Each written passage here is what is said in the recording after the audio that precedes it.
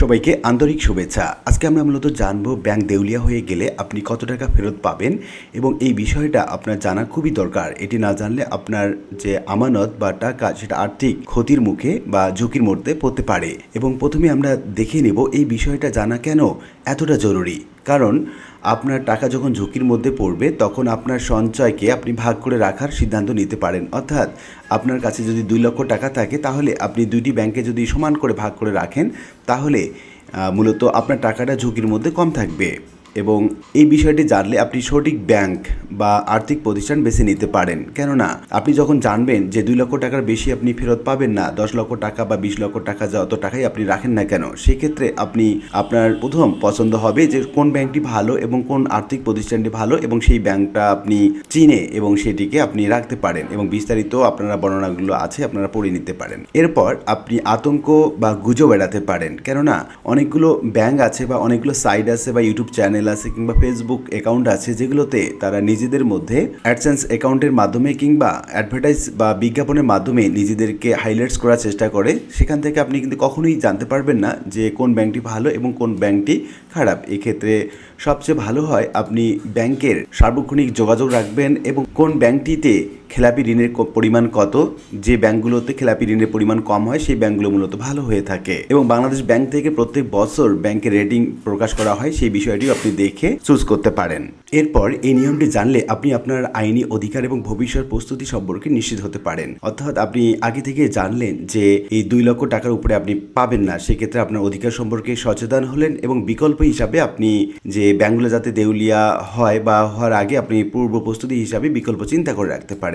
এখন আমরা মূলত জানবো যে প্রচলিত আইন অনুযায়ী কোনো ব্যাংক যদি দেউলিয়া হয়ে যায় শুধুমাত্র 2 লক্ষ টাকায় পাওয়াই কি শুধুমাত্র আইন নাকি অন্য কোনো আরও বিষয় আছে, আমরা সংশ্লিষ্ট আইন অনুযায়ী জেনে নিয়েছি। বর্তমান প্রচলিত আইন বা সরকারের সর্বশেষ আইন সুরক্ষা অধ্যাদেশ অনুযায়ী বাংলাদেশে কোনো ব্যাংক বা আর্থিক প্রতিষ্ঠান দেউলিয়া বা অবসায়িত হলে একজন আমানতকারী বীমা সুবিধা বা ক্ষতিপূরণ হিসাবে 2 লক্ষ টাকা ফেরত পাবেন। পূর্বে এটি ছিল মূলত 1 লক্ষ টাকা। তবে গ্রাহকদের আমানতের নিরাপত্তা বাড়াতে সরকার এই ক্ষতিপূরণ সীমা বাড়িয়ে 2 লক্ষ টাকা নির্ধারণ করেছে। এবং এই আইন অনুযায়ী আমানত সুরক্ষার মূল বিষয়গুলো মূলত হচ্ছে সর্বোচ্চ সীমার নিয়ম 2 লক্ষ টাকা। তারপর হচ্ছে অতিরিক্ত টাকা প্রাপ্তির ক্ষেত্রে বলা হচ্ছে বীমার 2 লক্ষ টাকার অতিরিক্ত আমানত থাকলে তার সংশ্লিষ্ট ব্যাংকে সম্পত্তি বিক্রি করে বা লিকুইডিটি বা অবসায় নিয়োগের মাধ্যমে আনুপাতিক হারে পরবর্তীতে পরিশোধ করা হবে। তারপর বলা হচ্ছে একাধিক অ্যাকাউন্টের ক্ষেত্রে একই ব্যাংকে একজন গ্রাহকের একাধিক অ্যাকাউন্ট যেমন সঞ্চয়, ডিপিএস বা এফডিআর থাকলে সব মিলিয়ে মোট আমানতের উপর 2 লক্ষ টাকা বীমা সুবিধা পাবেন। আওতাভুক্ত প্রতিষ্ঠানের ক্ষেত্রে বলা হচ্ছে বাংলাদেশ ব্যাংক থেকে লাইসেন্সপ্রাপ্ত সকল তফসিলি ব্যাংক এই সুরক্ষা আইনের আওতাভুক্ত থাকবে। অর্থাৎ বাংলাদেশে বর্তমান 62টি ব্যাংক আছে, সবগুলো ব্যাংকের ক্ষেত্রে এই আইন প্রযোজ্য হবে। এরপর বলা হচ্ছে অর্থ প্রদানের সময়সীমা। ব্যাংক অবসায়নী প্রক্রিয়া শুরু হওয়ার পর লিকুইডিটির কর্তৃক আমানতকারীদের তালিকা জমা দেন সুনির্দিষ্ট সময় বা কর্মদিবসের মধ্যে বাংলাদেশ ব্যাংকের আমানত সুরক্ষা বিভাগ এই টাকা গ্রাহকদের বুঝিয়ে দেবে।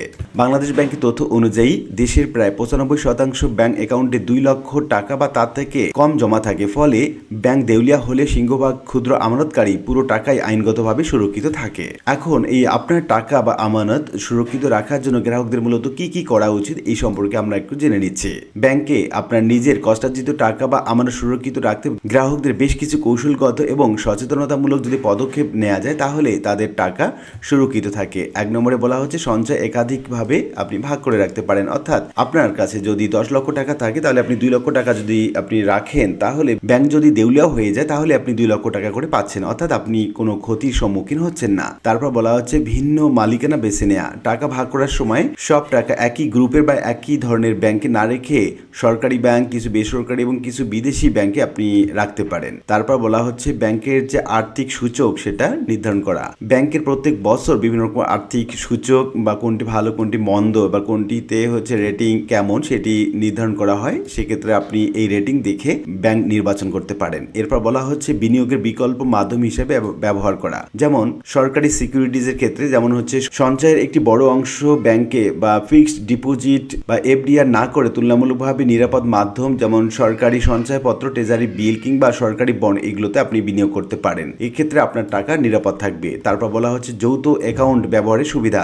আমানত সুরক্ষা আইন 2026 অনুযায়ী অংশীদারিত্বের অনুপাত সুনির্দিষ্ট করা না থাকলে যৌথ অ্যাকাউন্টের মাধ্যমে অংশীদারিত্বের মাধ্যমে সমানভাবে টাকা ভাগ করা হয়। বড় অঙ্কের টাকা রাখার ক্ষেত্রে একক অ্যাকাউন্টের পাশাপাশি বিস্তৃত পারিবারিক সদস্যদের সাথে যৌথ অ্যাকাউন্ট ব্যবহার করা একটি কৌশল হতে পারে। তারপর বলা হচ্ছে ডিজিটাল এবং সাইবার নিরাপত্তা জোরদার করা। ইন্টারনেট ব্যাংকিং এবং ব্যাংকিং অ্যাপে অবশ্যই 2FA বা OTP আপনি সচল রাখবেন, তাহলে আপনার টাকা সুরক্ষিত থাকবে। তারপর বলা হচ্ছে আপনার অ্যাকাউন্টের যে পিন বা পাসওয়ার্ড বা কার্ডের পেছনে থাকা যে বিভিন্ন CVV নম্বর সেটা কখনোই ফোন বা মেসেজে আপনি কাউকে জানাবেন না।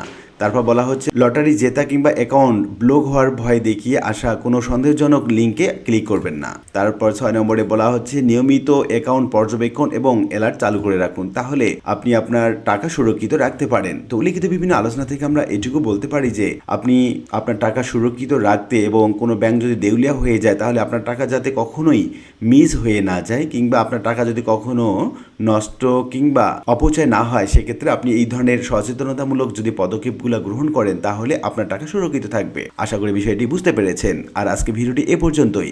ভিডিওটি ভালো লাগলে লাইক কমেন্ট করতে ভুলবেন না। নিত্য নতুন ভিডিওর আপডেট পেতে অবশ্যই চ্যানেলটি সাবস্ক্রাইব করে রাখবেন। সবাই ভালো থাকবেন, ধন্যবাদ। দেখা হবে অন্য কোনো ভিডিওতে।